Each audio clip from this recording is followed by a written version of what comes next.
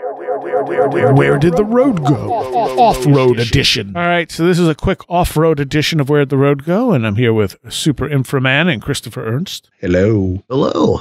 And one of the things that struck me that I wanted to talk about here, Rainn Wilson calls out anti-Christian bias in Hollywood after Last of Us episode. And I thought, now, first of all, Last of Us is excellent. I never played the games, but I would say this is probably the best video game adaptation I've ever seen. It's very dark. Yeah. The first time they hit controversy was with episode 3. And episode 3 is almost a movie-length episode about these two gay men. And it is incredibly well done. Personally, I hated it, because it was a love story in the middle of my horror story.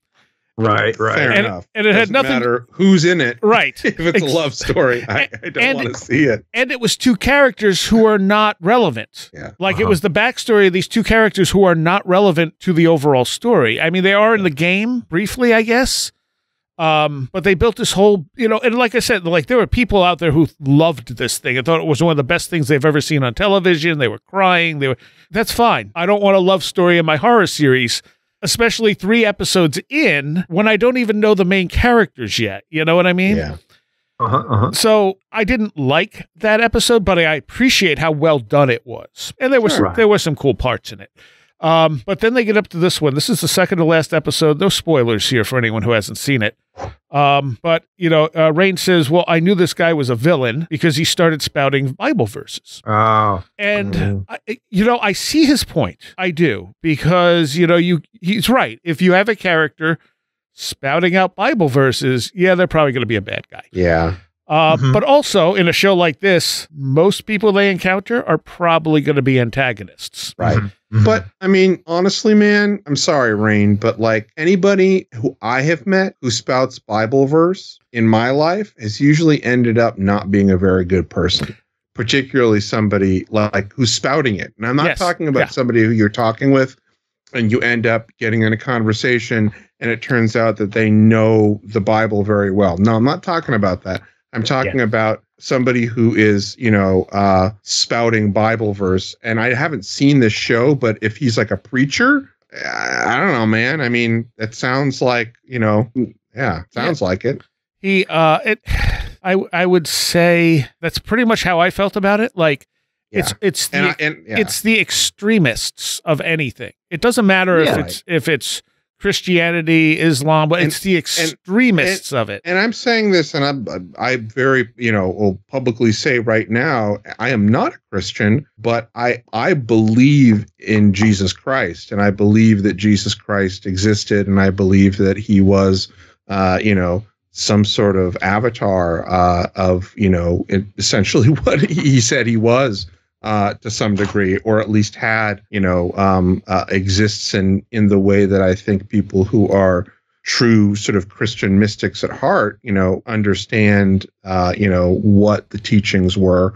Maybe, whoever you believe them to come from. I do think that, there was a Jesus that existed who, believe it or not, is buried in Kashmir, as I have heard. Really?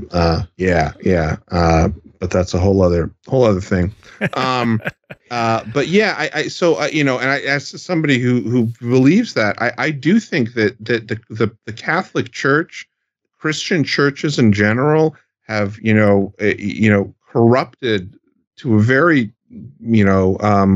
terrible degree, whatever originally existed there. And I think the Bible too is, you can read it and there's some very interesting things in it, but you have to read it with the same sort of scrutiny that you would like a, I don't know, Dinesh D'Souza book or something like that, or somebody with a very distinct political slant that's writing something about Trump or Biden these days, because that's what it's, as much as they try to keep things, true, you have to have anything that has been through the sort of formalization of religion. This is, the Muslim, this is Islam, this is, Christianity, this is, Mormonism, sects, whatever, Hinduism, Zoroastrianism.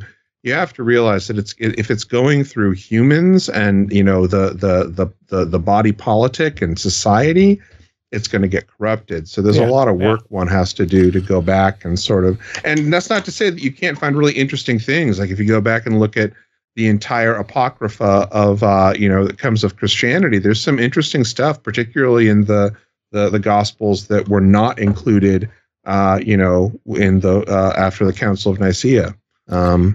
So yeah, it's you know, this is my knee-jerk reaction to Rainn Wilson's knee-jerk reaction, but well, also okay, so we live in a culture where obviously people do bad things, both Christian and non-Christian. But because so many people in our culture are Christian, the number of Christians doing bad things is pretty high.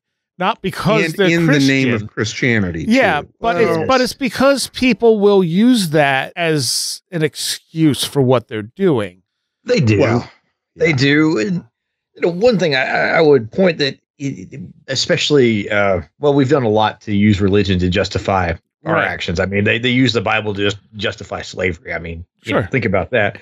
But, you know, the other end of this, too, is you have to think about the way we make villains in any type of narrative. Like, the best ones are always the corruption of something that's supposed to be good. True. And so, of course, you do that.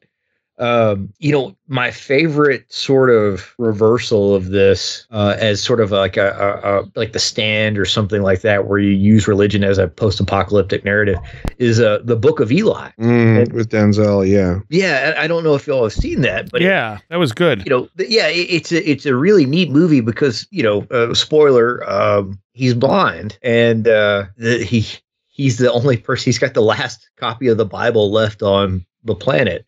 And Carnegie, that's like the you know, patriarch of the city that they go to, wants the Bible and is, you know, trying to kill him because he's got power. If he has the Bible, he can. And the power, of course, is not literal power; it's metaphorical power because he knows it can sway masses. Yeah. And you find out by the end of the movie, the actual Bible gets destroyed, but Eli has it memorized and he recites it, and they record it before he passes away. But it's a different version or take of the post-apocalyptic sort of like biblical story set in a Mad Max world or something like that. But it never hits you over the head with its, you know, use of Christianity as a faith. And Eli at some point talks about hearing a voice in his head that's guided him this whole time. And it's done really well. Yeah, it's been a while since I've seen it, but I remember liking it. Yeah, it's a really good movie. But, you know, I'm also like Chris, like, and of course I grew up in the South, so everybody is religious, but sometimes it's more of like a cultural thing that they just do as opposed to a spiritual belief. And so I have met, you know, hundreds of people that are very happy to use and twist Bible verses to fit, you know, whatever action they're trying to do. I mean, you've seen it in the witch hunts. Yes. Oh, yes. You know, I mean, Christianity has a very bloody history. And in recent times, I think, you know, part of its problem comes from the Catholic Church with the pedophilia. And that goes right down into things like Boy Scouts, which is also, you know, Christian oriented. Yeah. So, yeah, you have some very bad people associated with this stuff. Yeah. Well, even with some of these orphanages and things, I was looking at some stuff in Ireland where, you know, like children were being left at orphanages, and you know they would find mass graves behind the church orphanage, and you're like, oh my God, they killed all of these kids. Yeah, and I think I've heard some similar stuff related to Indigenous persons in Canada. Yes, I was just going to say that. Yep. Yeah. So I mean, this is. You know, and not to say that I've obviously not met people that are Christians that are amazing people. I have, but they don't quote Bible verses aloud before they do. No, you know? No, not at all. No. And that's the thing with this. Like, I don't know if it's so much anti-Christian as much as this was taking this idea of these extremists who then utilize religion in a negative way. Religious zealotry, absolutely. And if it's going to happen in America, I'm sorry, in a post-apocalyptic America, it's probably going to be Christianity. If it's happening in a post-apocalyptic Iran, it's probably going to be Islam, just because of geographics. Yeah. So this guy's been on, I started following him on Instagram, but I wanted to just suggest him if you're looking for a biblical scholar. Is this the guy that does a history in the Bible? Oh, no. This is Dan McClellan. Oh, yeah. He's a Mormon, of all things, but he will just dig into like the context of any text, the data that exists around it, and just say like, here's what was probably going on at that time and what this meant. He did a lot of stuff on Yahweh's wife, Ishtar, and when she got, or there's different names there, when that became omitted over X number of centuries and things like that. And this guy he's a practicing Mormon, but he's not afraid to say, this is what the text meant then. And don't let people tell you this because of Y, or don't tell you people this because of Z. And he's very blunt. The other day he did an interesting thing because he's very like socially progressive, very pro LGBTQ.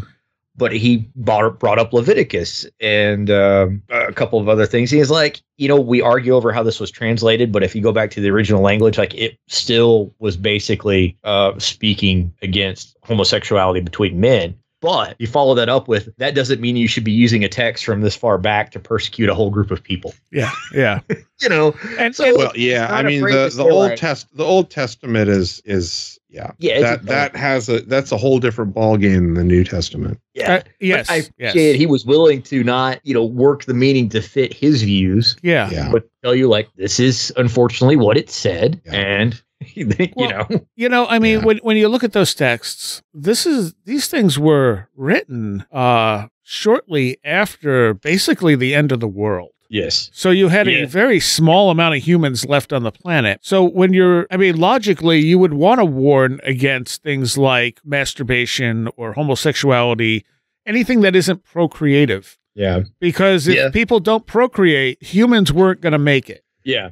And humans are also notoriously prejudicial and exclusionary towards those who are different. Oh, sure. So, sure. Yeah. That's tribalism. That could easily have been happening as well, too, in terms of just, normal sort of, you're different, we don't like you.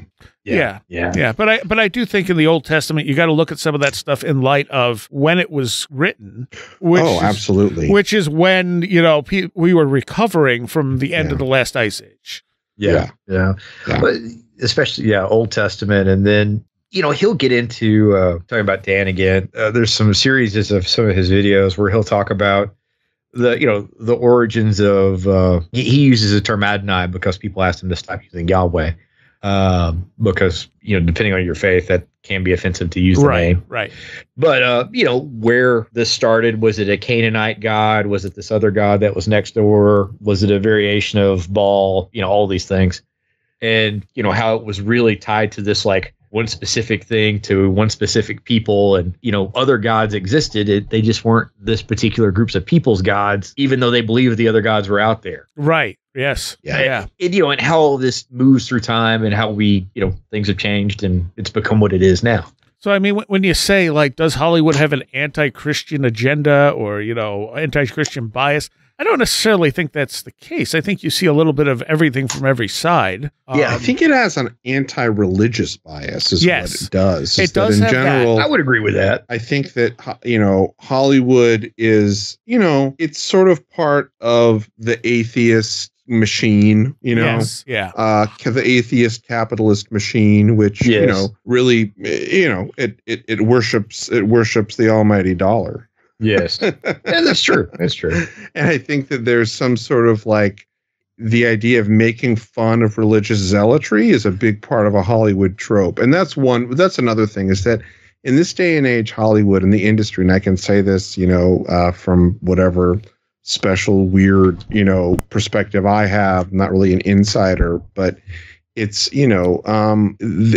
people are scrambling to, regurgitate intellectual property. I mean, this is based on a video game, you know what I mean? Not that I'm denigrating video games, but something that by and large already has this different narrative experience and you're trying to reinterpret it just to make money and not coming up with something original. So, what he's criticizing is a trope, and tropes can always be kind of wonky, like the Bible spewing, preacher being a bad guy. Sure. It's the trope the same way as, some ululating Arab terrorist is a trope too. Right. And, both aren't necessarily, they're representative of something that does exist, which is zealotry, but, in a very small percentage. Rainn Wilson, it's like Rainn Wilson should go and, I don't know, try to do something funny instead. Like, you haven't done anything like that recently. I don't know. You're a comedian. Go be a comedian. All right. Well, it seems like a good place to stop. And for the record, I am okay with whatever people want to believe as long as they're not hurting other people. Yeah, exactly. Particularly if it's something that is getting you sort of mystical, spiritual fulfillment. Yeah, because everyone's different. Everyone's going to connect with things differently. Yeah. And even if that's coming from a source that is like, the Bible or the Old Testament or something like that does, have, maybe some complications to it. That's, again, if it isn't infringing upon, as the master of the key said to Whitley Strieber, the right to thrive, then, go for it. I would also like to add that there are plenty of stereotypes of metalheads in movies. Yeah. Usually not positive ones, and I have never been offended by them. Mostly because I know, those metalheads do exist, and I've known some of them. Yeah. Yes, It doesn't mean all metalheads are, especially nowadays. But there's always been those Beavis and Butthead level metalheads out there. Yeah. Yes. So, but again, that doesn't offend me. Like I'm not like, oh, you Hollywood's anti. I don't care. Yeah. Whatever. All right. Thank you, guys. Thank you. Yeah. You have been listening to Where Did the Road Go? This show is made possible in part from our Patreons, and we thank you and everyone listening for helping us continue this exploration of the strange. You can always find everything Where Did the Road Go related at www.wheredidtheroadgo.com. And thank you so much for your support.